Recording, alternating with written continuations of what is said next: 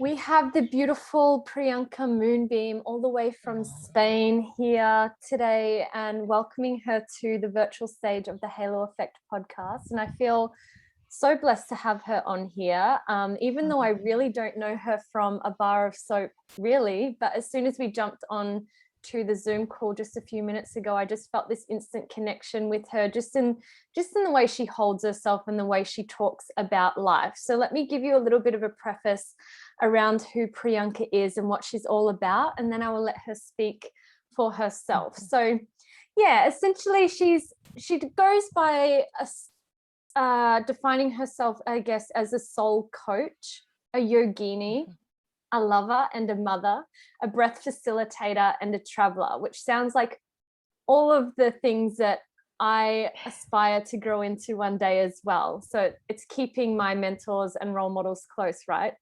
And her hope with everything that she does is to inspire you and to guide you to not only just live life, but really thrive in life, being the best version of yourself that you can be, because we all have that within us already. It's not anything that you're needing to seek from external sources. It's actually about clearing the stuff and the illusion that we have maybe in our day-to-day life that we don't already attain our best self. And this is what Priyanka's whole mission is. And she was mentioning just before we hit record on the podcast that this all came to her when she became a mother herself. So I will let you speak to how you came to be where you are right now, Priyanka, and why that is the driving force of your passion.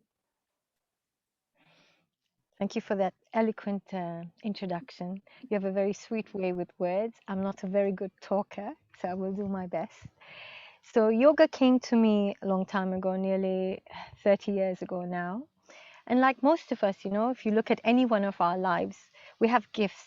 We have maybe we have a very good parents, or we're born in a very affluent country. There's always gifts.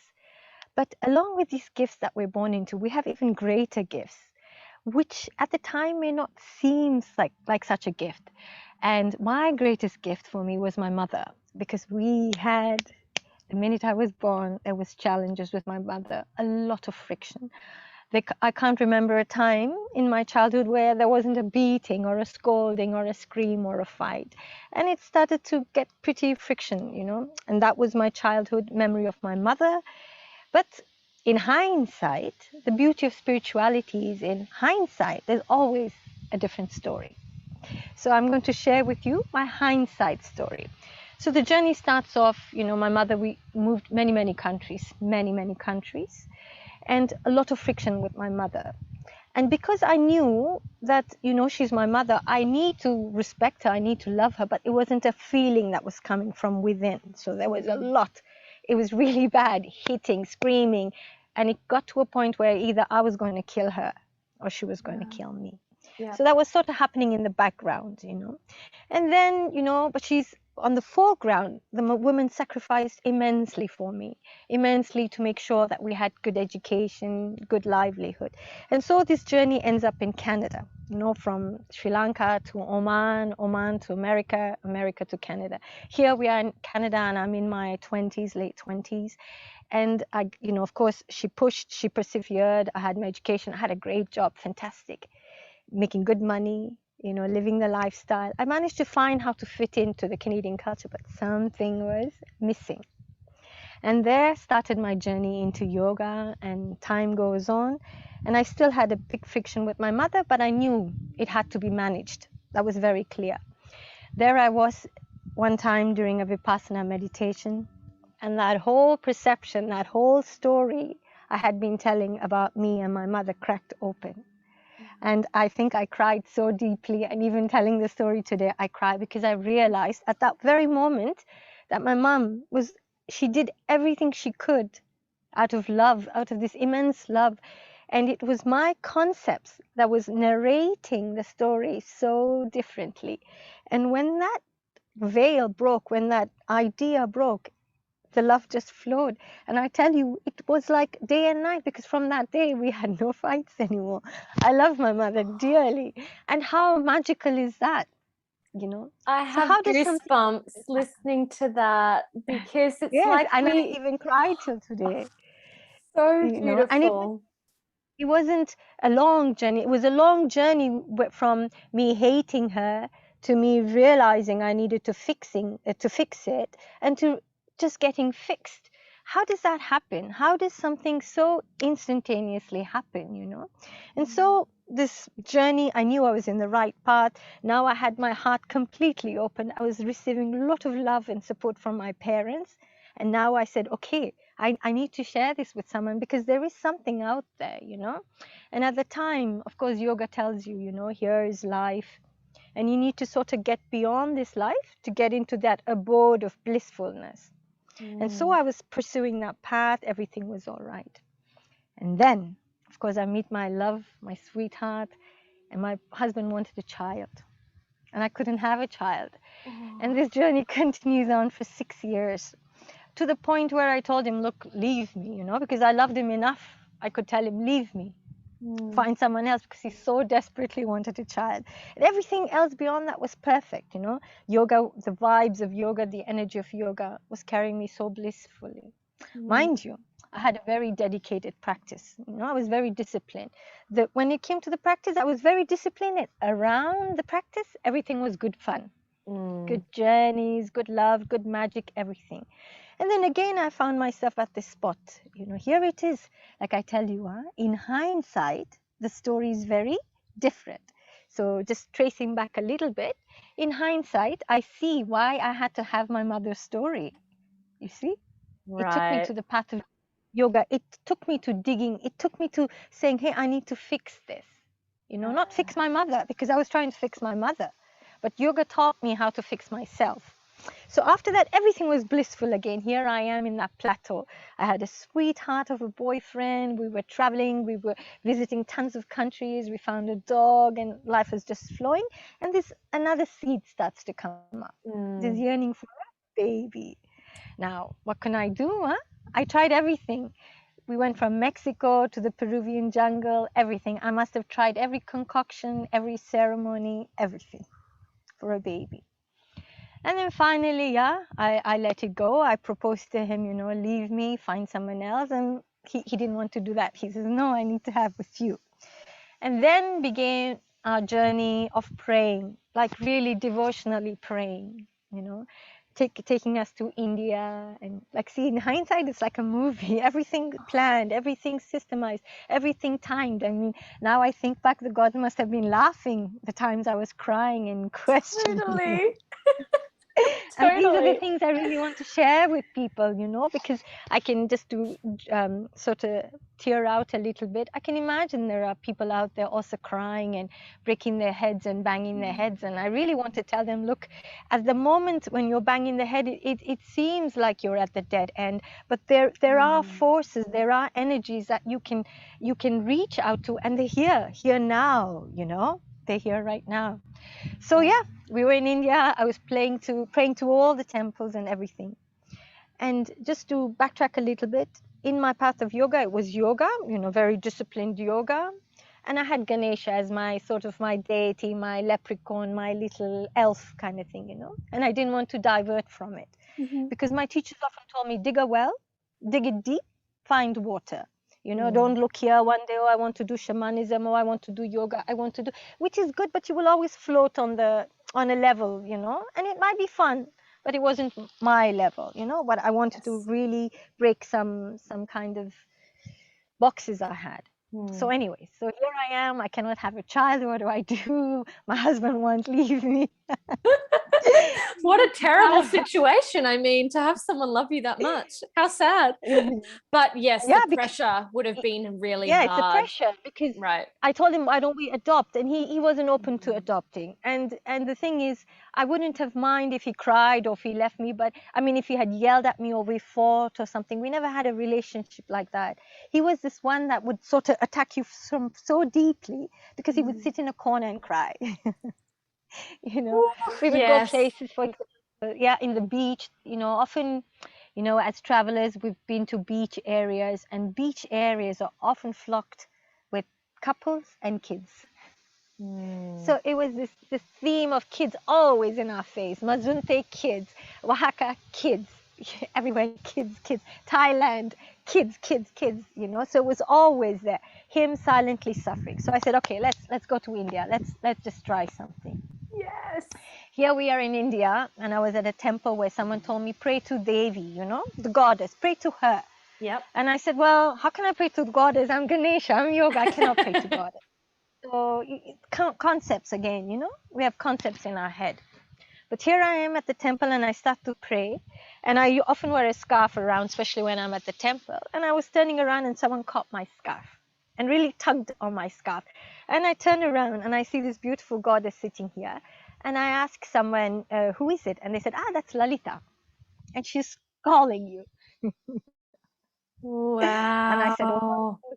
Yeah, it was unbelievable. Now, of course, the tears want to come. But back then, I'm like, okay, but you know what? I'm Ganesha. I don't want to pray to anything else. I just want to follow Ganesha. And anyways, there are so many stories amidst these stories, but long story short, others I'll keep you guys here forever.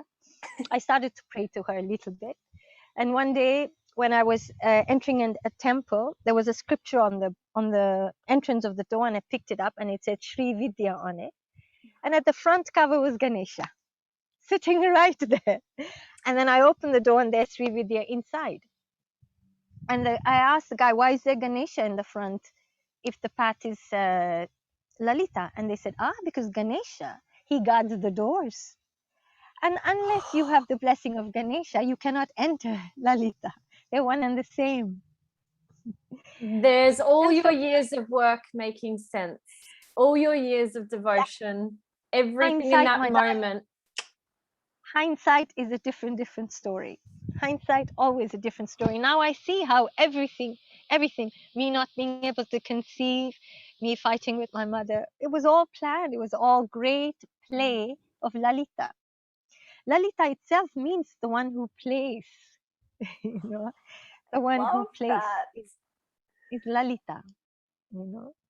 And so she tugged me, and then I started my little sadhanas to her. And soon after that, we got pregnant, and here's my monkey running around.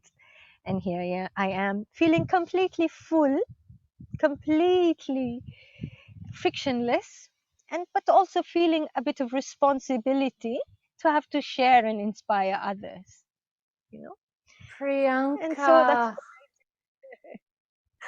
I know that we have to have a multiple more episodes, because I just need to hear absolutely every single story that you have to share. Just listening to you makes me want to sit around a campfire and do singing and do stories and have like chais and all of this amazing stuff under the moon, under the stars.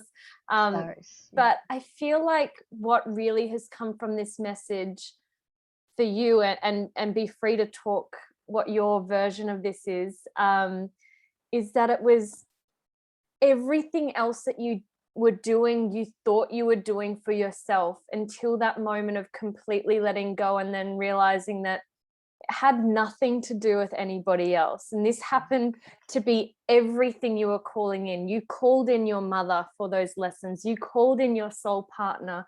You know, you can tell that he's completely your soulmate if he's stuck around as well, because he obviously knew there was some alignment in the stars that you were going to be able to have kids when other people might have left or might have told you otherwise. And just seeing, I can just see in the way that you're sitting and the way that you speak and hold yourself that you are completely at peace with who you are internally. And that doesn't mean that friction doesn't still come up in other areas, but I'd love to hear how you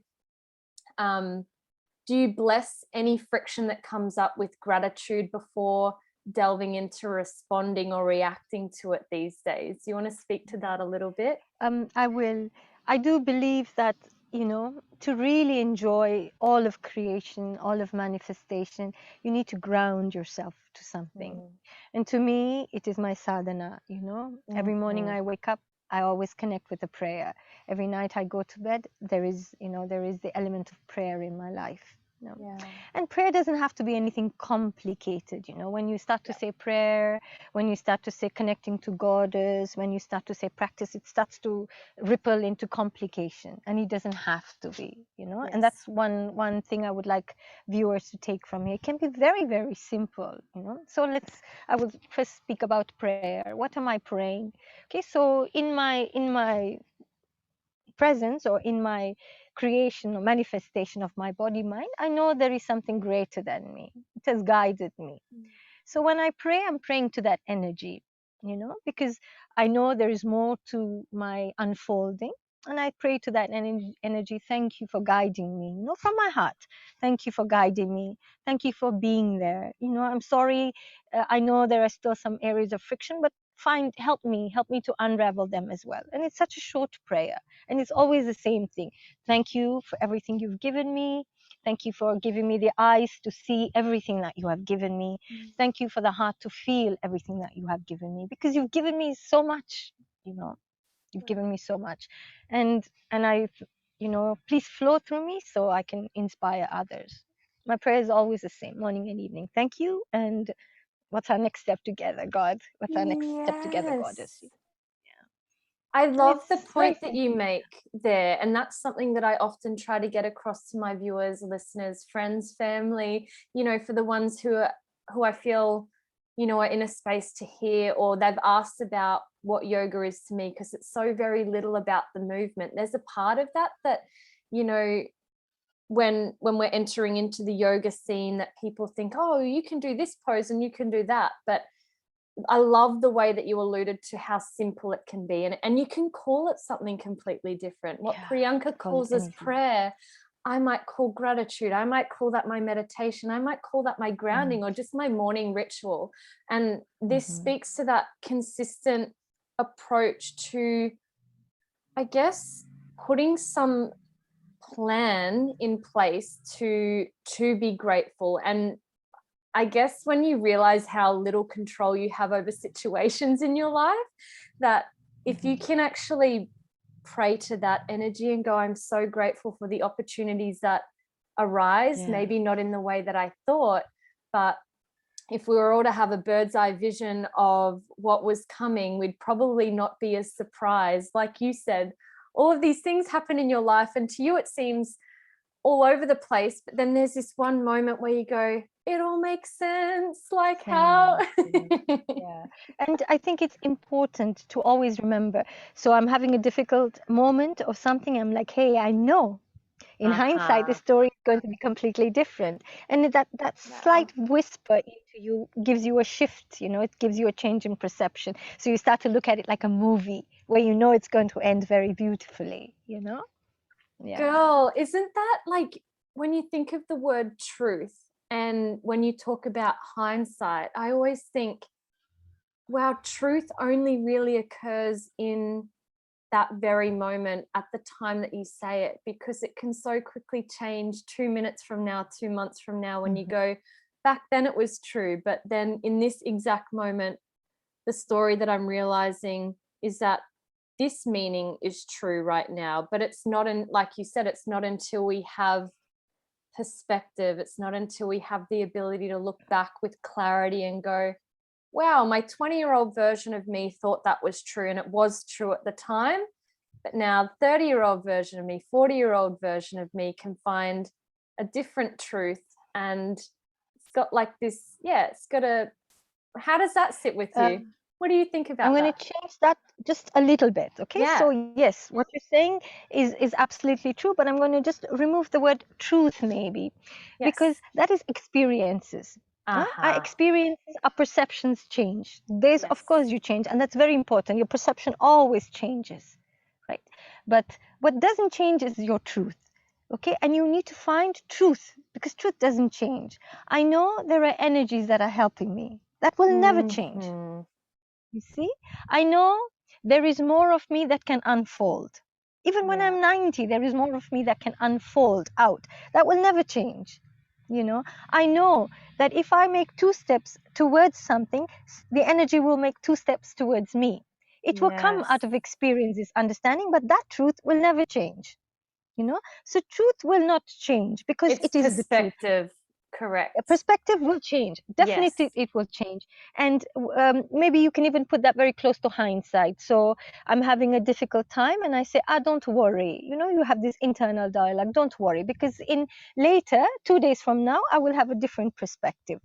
Now it seems, oh, why is this happening to me? And later it will seem, thank God it happened to me. You know. Yes. And then reframing those words in the moment. Why is this happening to me? Even though it might be challenging, it could be like, why is this happening for me? And then in a couple of days' time, that question might make more sense, as opposed to feeling like the victim and all of the stuff with, like, you know, with your mum. I think that is just such a compelling story, because your relationship, I can imagine, would be just infinitely stronger and more beautiful than ever before. Lauren, she's unbelievable, unbelievable. I love my mother. I see her strengths. I see she was a very young bride that had to leave Sri Lanka with 2 kids. It was during wartime. I mean, now I can put all the pieces in together. Why? She was in protection.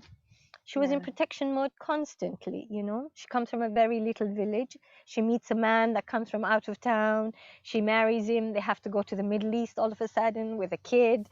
What's she going to do? She's always in protection mode. And if I was my mother, I would also beat and hit me. I was a rebellious child with a very wild spirit. And that also makes sense. You know, everything makes sense now. You know, and and what I really hope these stories, my stories, many other stories, will inspire people, you know, so that idea that, hey, the perception will be different, the hindsight story is different, will seep in amidst this seemingly state of chaos, this seemingly state of pain. There is a thread that can pierce in and show you like a glimmer of hope, you know, and then you grab onto that glimmer of hope, and then the whole thing unravels, the whole thing changes, the whole scene changes, you know. And for that, I would really encourage some form of practice. Grab to the spirit any which way you want. Oh my God, it's infinite. It's God, it's goddess, it's energy, it's infinite. You find whatever that connects to you, you know. Connects whatever, but connect. You know, then you can taste infinity when everything is caved in. You can feel, you can trust that there is more. It will hope, or whatever you want to call it, you know. When you're like this, something will pierce in and kiss you open. And you say you don't speak well. I am calling that an absolute lie. I'm calling you on it, and I never want to hear those words come out of your mouth again, because you speak so beautifully and eloquently and really share a story in such a unique way that is, you know, your way of sharing it. And I certainly resonate with it, and I know that I wouldn't be the only one to have thought that, because I'm sure the people around you would love how you are and how you say things. So don't speak those words to the universe. And I'm tapping you on the back of the hand right now. Yes. You can always, learning is always a two-way street. Always. And if you that's another thing that's good to keep in mind. I learned from my little boy. He's only been on the planet 3.5 years, you know. Girl, that was my next question. You must have read my mind. So I've heard a little bit about who I'm going to assume have been your teachers in your life, who has been your mum and your partner. I'm sure you've had more, and we'll get into that. But I want to hear about this beautiful soul that you birthed into the world, who now I know is 3.5 years old. What a magical age. I want to hear about the whole pregnancy, how it felt to have him in your body and then to bring him to life. I'm so excited. Pregnancy. Wow, you've touched on some key concepts which were very challenging. Before I get there, I will tell you a very beautiful story about my boy. So I'm doing pujas right now. I've committed for a 41-day puja to open so that Ganesha opens the door, so to speak. I can get closer to Lalita. And it's a little bit elaborate, you know. I need to prepare some offerings, the flowers, some sweet water that I give her, and all those things. And my boy has been watching me. The other day, he took a bucket of water And he went around the field here gathering flowers, and he started to immerse it. I'm like, what are you doing, Janu? His name is Janu. Oh, Janu means yes. Janu means my beloved in many, many languages. Huh? So I asked him, what are you doing? He goes, Mama, I'm making puja. You know. So Oh, I yes, just want to they squish him. silently He sounds so they cute. silently copy us, huh? They silently copy us. So he was busy making puja. I'm like, ah, beautiful, you know. And he did it. Me, sometimes I'm like, oh my God, I need to get this. I need to get this. You see the friction on my face. Oh, I need to get this ready. I need to have that ready. Meanwhile, my boy was doing puja. I'm like, all right. Oh, yes. Yeah. Oh, wow. I Yeah. love him already. He kind of sounds like an extension of yourself with all of the qualities that you're still needing to embody. And he's going to be your lifelong teacher and continue to leave your legacy behind, which is so, yeah, it's so beautiful. You know what he has given me, Lauren? Do you know what my boy has given me? My Go for it. boy has given me a basket of fears. Yes. From the time he's born, I cannot believe, but I am so frightened I'm going to lose him. Wow. And it's the kind of fear that sits so quietly somewhere on my mind. Anytime he's away from me, I imagine the worst kind of a scenario possible. Mhm. Anytime I hear him cry, I imagine the worst kind of scenario possible. Of course, he's had 2 really bad accidents. And since then, it has just magnified this fear. But of course, I have these eyes that look and say, okay, here's another one. You know, the mother one is Right. finished. The birth of the baby or manifesting the baby story is finished. Now I wonder where it's going to take me, but I'm looking at it a little bit more calmly, but I know it's there, you know. And Mhm. hence this intense sadhana towards Lalita, you know. I'm asking her, please, I have these fears. I know it is unreal, but it's really embodying inside my body mind, and help me release it, you know. Yeah, make peace. Okay, if he lives in this planet for 10 years, let me make peace with it. If he lives on the planet for 20 years, let me make peace with it, you know. Instead of this grappling fear, I'm going to lose him, then I'm not going to allow him to live. You understand?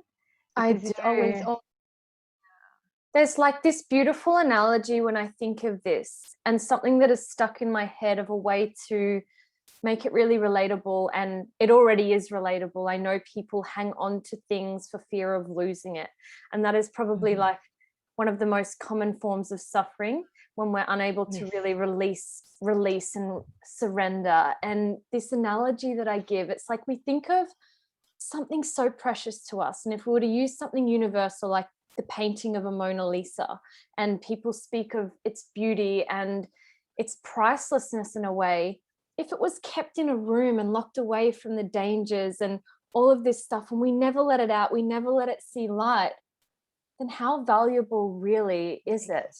And absolutely. yeah, and it's the same thing with your boy. It's like whatever was meant to be on his path will be.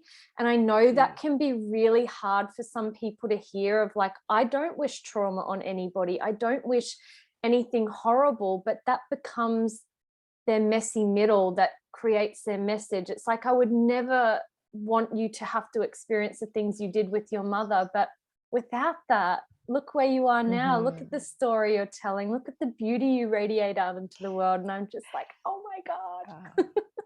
Yeah. And I need to trust, like exactly like the words you used, you know, whatever's going to happen is going to happen. But I rather enjoy him fully. I rather walk this journey happy. He is a happy baby. From the time he wakes up, he's just full of joy. And it's just me. Janu, don't do that. Janu, don't go there. Janu, I'm like, oh, how many don'ts am I going to say in a day?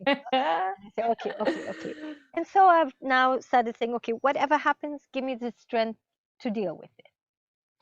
You know, whatever happens, give me the strength, so that fear just goes away and we can just have a party. And when it's time for us to separate, we separate with joy, knowing that we're going to meet again and again and again, you know. And philosophically, I can say it, which I could not even say before, and now I just have to embody it, you know, so it lives and vibrates inside me. I will care for him, but not fear for him, you know.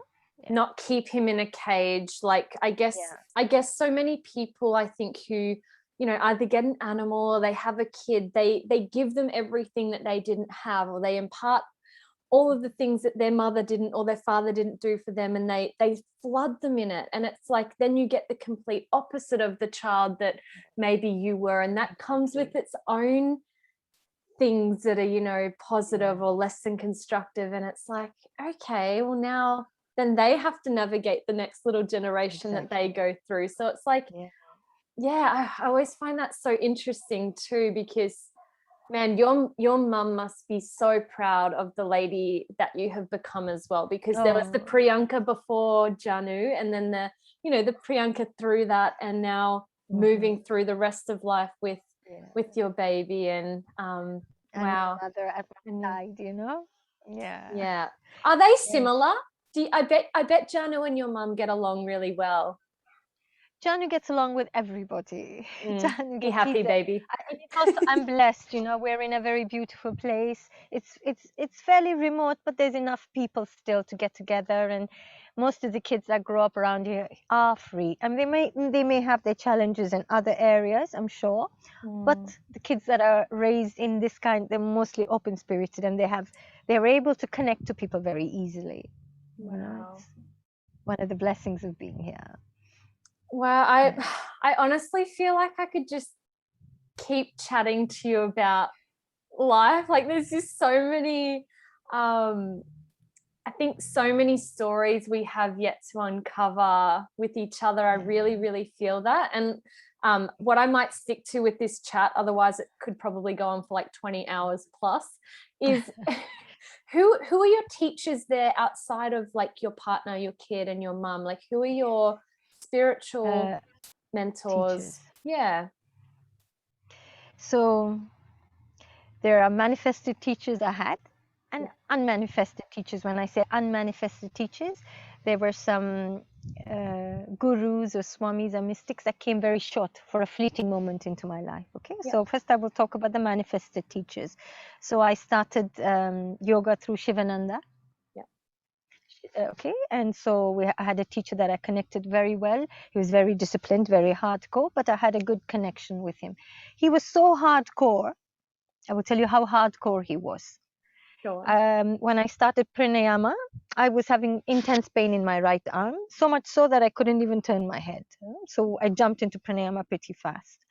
And so I went up to him one day. We were all sitting, gathering. He has a clique, sort of a group of his favorite students, you know, so we often get together. And so he was sitting there, and I asked him, I told him, look, I have a question. I'm starting to experience this pain in my hand, in my neck. Could it be from pranayama? What should I do? He goes, you do one thing. You go find a building, a very tall building. You climb up very, very high. You go out to the balcony and you jump down. And then he laughed. Yes. And to me, I looked like that because everybody started to laugh. Everybody started to laugh. Yes. Get what he was trying to say? Yes, exactly. I'm picking up what he's putting down. And he laughed so loud that I was so embarrassed that I started to laugh. You see, because I was in front of everybody. And in my laughing, I realized I was being so stupid, trying to link my hands brain with pranayama, asking him to give me a suggestion. I just kept going and it went away, you know. So that's the kind of teacher I had. In hindsight, it was a blessing. That is such an Indian teacher. Yes. Such an Indian teacher. Exactly. You know? I love it. And so I have a love affair with India. I went there often. I spent a lot of time there. I lived in the ashram for about 4 years over there. Conditions were very hard. We had cold water in the mornings to bathe in, and we all had to be ready by 4 o'clock for our morning meditation in the ashram. When you live in the ashram, the lifestyle is a little bit different as opposed to when you are visiting or participating in the ashram. It's like service, isn't it? It's more service and cleaning, and almost like bhakti yoga in a way. Exactly. And bhakti yoga, I mean, if you live in the ashram, the beauty of living in an ashram is you see all aspects of yoga. You know, it's not just asanas. It's from bhakti to dhyan to dhyarana. For example, I had a job of mopping the floors Oh, you know. karma And it was yoga is probably what I was thinking as well. Just service. exactly, you know. Yeah, But it's all connected, it because is. my job was to mop the meditation hall, and it was very big. And every day I was mopping the floor, and one day my teacher stopped me and he said, "What's the problem? Why is your face like this?" And I said, "Oh, because the hall is so big, and by the time I finish the hall, I cannot go and do my asanas." He goes, "Look, you can do two things at one time." When you Oh, mop the hall, you can wow. clean the hall, and you can also transform yourself at the same time. You know, I was like, what's he talking about? Oh, I love that. I changed my attitude on how I mop the floor. Finished. It's up here, isn't it, baby? Like, it's the breath and It's we make the so, decision. Yeah, and as soon as and we then make the decision, it is. In that moment, I it was no is. longer, exactly, because from that day, my job, I loved mopping the floor, because when I mopped the Yes. floor, I was cleaning the inside after that. That was it. And Oh, yes. it changed from this kind of phase to this kind of phase, like this is what spiritual practice can give you, that instant change, that Oh, instant. Like my mother, she became this gorgeous goddess in my eyes. Like mopping the floor, that became an instantaneous, like the thing, I revitalizer, you know. I was doing 2 for 1 now, mind you. The hall was getting cleaned and my inside was getting cleaned. I was chanting while I was cleaning. I was doing mm. bhakti-yoga, karma-yoga, you know, everything together. Dharana, dhyan, everything, all in one. And that was my most wonderful 1.5 hours I spent cleaning, you know. And the hall Oh, never looked so beautiful after that. So yeah, girl, that so touches me so deeply beyond where you even know. It's like, I love that because of how attached we get to results our concepts, and our you know. concepts of things. I have to do this, or I have to tell people that I'm spiritual. It's like the thing that I love about, I'm not just talking about Indian people or little Indian yogis, but the image that literally comes to mind is always those little happy Indians that are just, Yeah, they live yoga. And yeah. it's almost to the point, like I see you and I see that in you because you are so beautiful. And it's like, I'm sure that there have been points in your life where people have said, why are you so happy? Do you know what I mean? It's like, because I'm living, like I'm alive, Yeah. and everything is alive within. And to have that level Exactly. of love of life is just something that absolutely nobody can take away from you. It's such a gift. There is a truth, you know. Yeah, truth that nothing can change it. It's those things that are consistent, that those Yes. things that you can hold on to, those things that you can revolve around and play and have fun in life. And if things don't go so well, you have your truths that will ground you, keep you, nourish you, hold you, you know, comfort you. Yeah. A And beautiful you need them. question to ask somebody, or to get somebody to ask you when you're not feeling balanced. Actually, no, find somebody that you really trust. Just say it's your teacher, it's your son or your partner, and you're feeling in that part where there might be a bit of chaos, and going to them and say, tell me something that's true. And just like that simple message, when at times we feel so far from our truth, is such a beautiful question for someone else to tell you what they know is true about you. And in that moment, Actually, it's it's like, very beautiful, huh? yeah. Lauren, that's very, very beautiful what you just said. I don't even know if you know the depth of what you said. It's actually really, really beautiful. I'm going to incorporate that. Yeah, Yes, tell me something do. true, And share you that with know? me. The next time that you say it to somebody, share that at any time it feels appropriate to Yeah, share it with me. And I'd really, really love to hear how the experience was for you, more so than even what they said, of just like, hmm how did that feel in that moment of like being aware and yeah, oh, exactly. It puts you, yeah. imagine, it brings you instantaneously away from all of this into something that is completely like scintillatingly beautiful, you know? Oh, Yeah. completely. Yes. So for people who are on a yogic path, not on a yogic path, wherever the heck they are in this world, whatever they're doing, what is a resource, whether it's a podcast, a book, a song, a chant, a scripture, what is one thing that you would recommend absolutely everybody should get a taste of in terms of it actually being a resource versus a practice? I think they should find a moment of silence. Oh, You know, maybe it can start something like that, just a moment of pause. But they have to make sure that that pause is the same time every single day at the same place. Okay?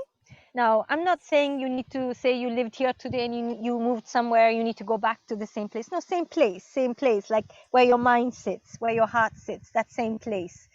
Because what that will do is will create a rhythm. You know, so I'm doing all these things, but every day, every single day at 10:30 or at when I wake up, for example. So it's that rhythm, you know, I connect to the gods. And rhythms are very important because rhythms tend to just, without the logical mind, it tends to reset. I'm back at my rhythm. yeah. You understand?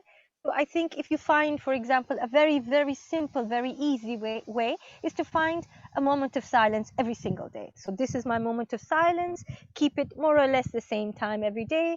Keep it more or less the same place every day. And you will start to put rhythms back into your life. Everything is rhythmic, you know. It's good to connect with the rhythms. Do you know, this was the exact moment that I just realized why we were meant to speak, and how it made me realize why we have connected, and it's the mother energy. Because this week I got in contact with my mum, who I absolutely adore and I love her to bits, and we used to write each other letters because I don't live in the same state as her, and so I would write her letters every week and she would write me one back, and we'd get them at different times, and we'd kind of fallen away from this pattern of writing. And on one of my lunch breaks when I was at my little cafe job, I just started writing, and I thought, today is the day that I start writing to my mum again. And she received it not too long ago and said, oh, we need to start doing this, don't we? And I said, yes. And so she said to me, let's make a topic. And I said, okay, let's make a topic. I'm going to leave the ball in your court. And she didn't message me for a couple of days. And I said, hey, Ma, I just wondered what you decided upon the topic to be. And she got back immediately and just said silence, full stop. And I just was like, oh, all of these thoughts just flooded my brain. It was like, oh my God, silence and pause has been coming up in so many areas. And you know, like when you're in a distracted world, when you're in an overstimulated world, the word even silence is like, don't even say it. It's like extra stimulus. But as soon as you said it, then I just felt like I am needing this message more than ever from all of the mamas in the world. Like, silence, come back to you, rest, pause, sit in that. And I'm like, oh, I just want to hug you, Priyanka. You're so beautiful. Oh, me too. It's very like you said, it's absolutely lovely talking to you, Lauren. Yeah. It's a recognition. Huh? I recognize in you, you recognize in me, you know. Yeah. And at the end, you know, like I said, Lalita plays. You know what the best way to reach Lalita is? Please tell when you me. start to really embody the idea that she's talking to you through people. Lalita is reaching you through children, through plants, through animals. Everything is Lalita trying to make love to you, you know? Everything. Yes. That name has come through a lot because my name is Lauren. My sister calls me Law.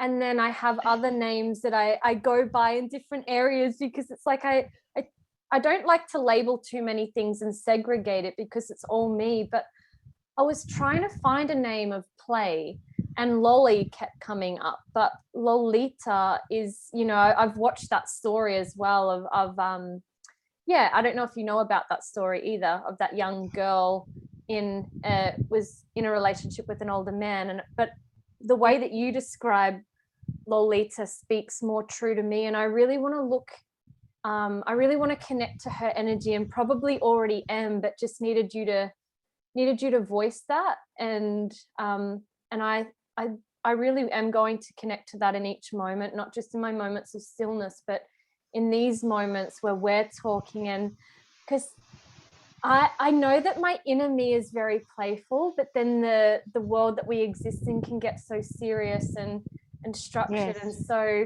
you know, when we're talking about like the little Indians smiling or whatever, it's like they're so playful and childlike that it's like, Childlike, yeah, not childish, but childlike. Yes, childlike. Yeah, because with Right, childlike, this intense wonder.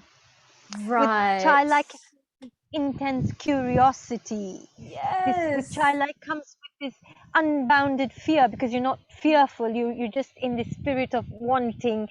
You know, want to touch, want to feel, want to interact. You know, childlike. Yes. Do No you mind. think You know.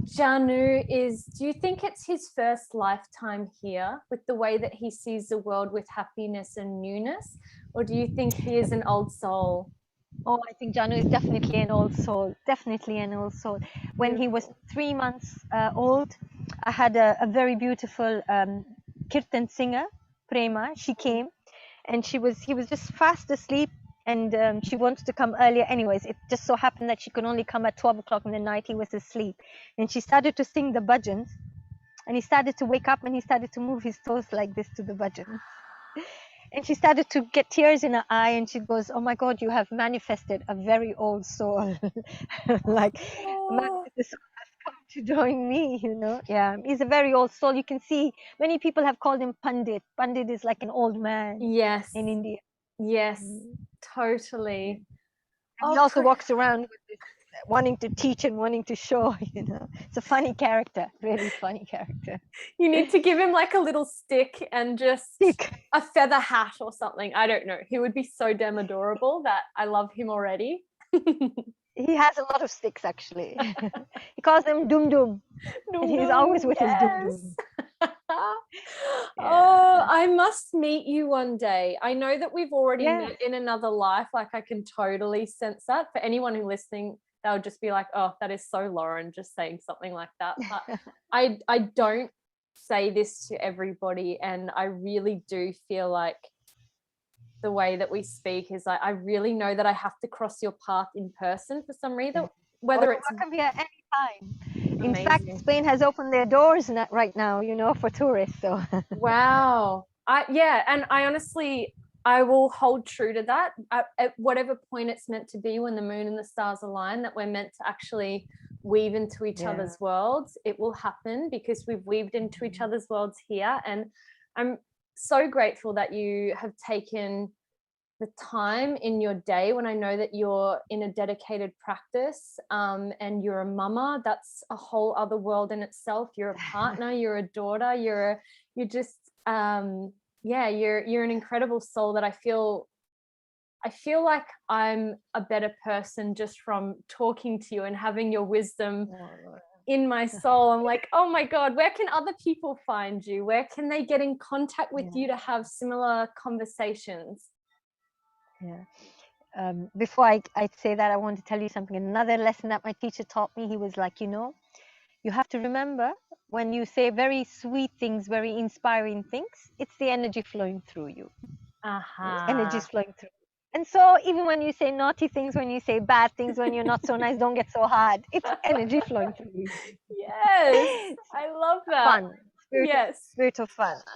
So I'm happy that the energies flowed enough. I hope it inspires and resonates with some of the audience that you have, and it was really lovely.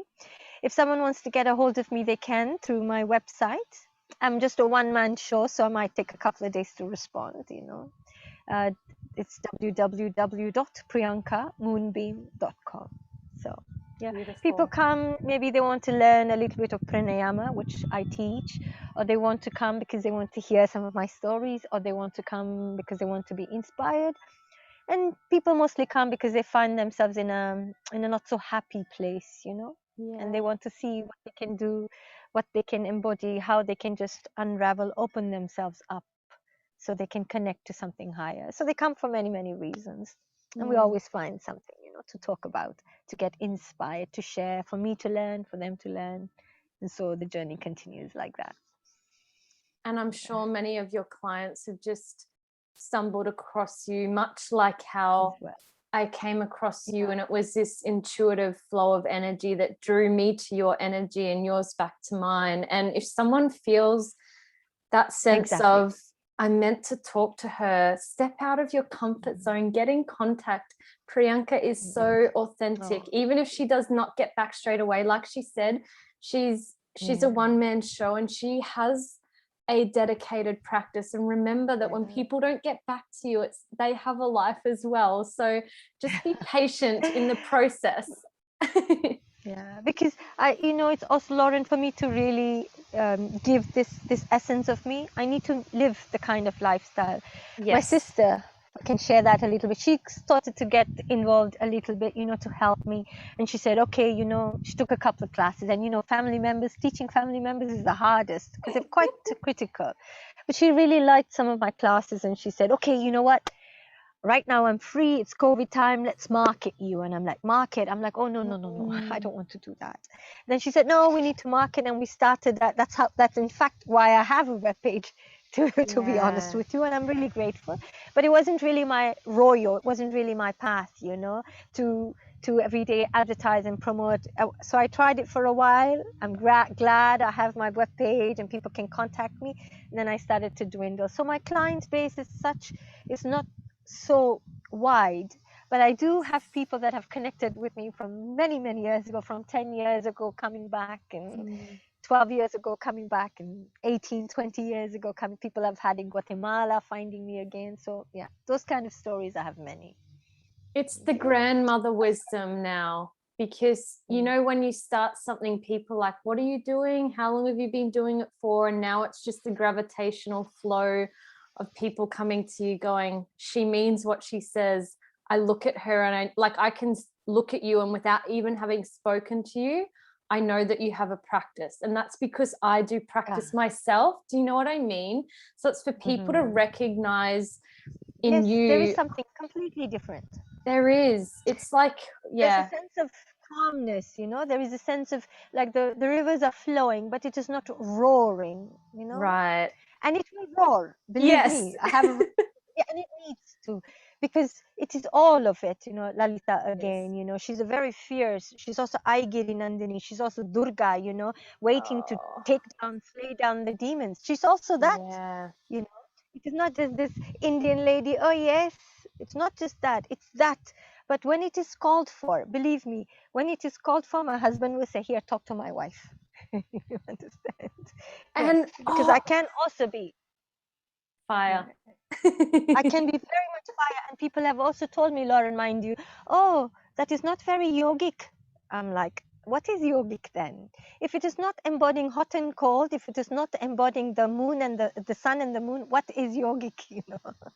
Do you know, for people listening to this, something that I read and probably already knew, but reading it recently just struck an absolute chord. And it was, they put something on the brain of a yogi, and it was that yogis still experience stress, but they're able to step into the part of themselves, the calmness that we all have within us, to be able to channel that energy. Meanwhile, the stress and the roaring is going on, and the durgas and the, all the other deity and energy that's going on within us. So it's like, I don't want to say like yogi or yogini, like we're separate, better than, more than, higher than. No, it's just we have an internal compass. Correct. And we're aware, everybody has the internal compass. Everyone has it. But when you practice, you're aware you have that compass. You're aware. There is my compass that can navigate me, and it's there, not outside, inside you, And that's what a guru also, what is a guru? What is a guide? Someone who sheds light into what? Into your own internal compass, That was going to be my other question that is going to have to be on another episode. And I'm going to absolutely leave it there, or otherwise I will keep talking. And I have another interview after this. Otherwise I would have just let it flow. And I'm like, oh my gosh, girl, you are so, no, it's good. You're so beautiful. You are so pure. And please let us connect after here. For those of you, connect with Priyanka, get in contact, whether it's years from now that you're listening to this. I'm sure Priyanka is still going to be doing her practices, and that will have evolved in its own beautiful way. So again, thank you, dear. And I don't even know how to end that. I'm just in awe. Oh, thank you. Thank you for the work you do, Lauren. Thank you. You're welcome. I don't know if your viewers or listeners know how much you had to kind of muscle me a little bit to make sure I show up here. And I thank you for that. You know, that would be my lazy mind. And then my, you know, my teachers telling me, hey, you know what, when you do these practices, you have a responsibility to spread it, because it's like a flower. The more it blooms, the more it grows inside you as well, you know? Correct. Yep. Well, now I know that I can hassle you and get you on here. I will absolutely do that. I love it. It's a very Indian way to do it. It very much is. I feel this sense of connection to India as well. I'm white as white, but I'm just like, I feel like I have an inner Indian in me. And yes, it's so cool. Do you know, I will leave you with a little joke. In India, Please. there's a saying, I mean, my background is Sri Lankan, but I've spent a lot of time in India, and there's a saying that when you go to somebody's house, you need to ask them 3 times if you want tea. 3 is my number too. 3 times. First time they will say no out of respect, you know, and if you say okay, that means you just ask for the sake of asking. The second time you have to ask just to nudge them in a little bit, and then third time you ask just to show them, yes, I really want to serve you tea. So you need to ask them 3 times, and the chances are they will say yes.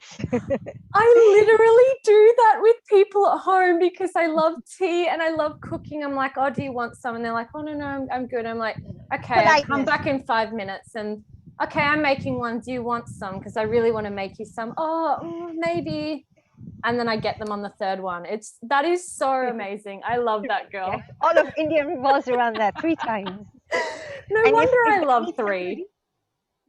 And if they meet somebody and they ask them once, they'll be like, oh my God, she asked me only once.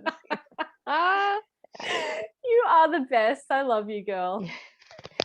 Thank you, Lauren. Thank you. Likewise. It's a pleasure. It was a pleasure. It is a pleasure. Absolutely. It's a nice afternoon spent for me.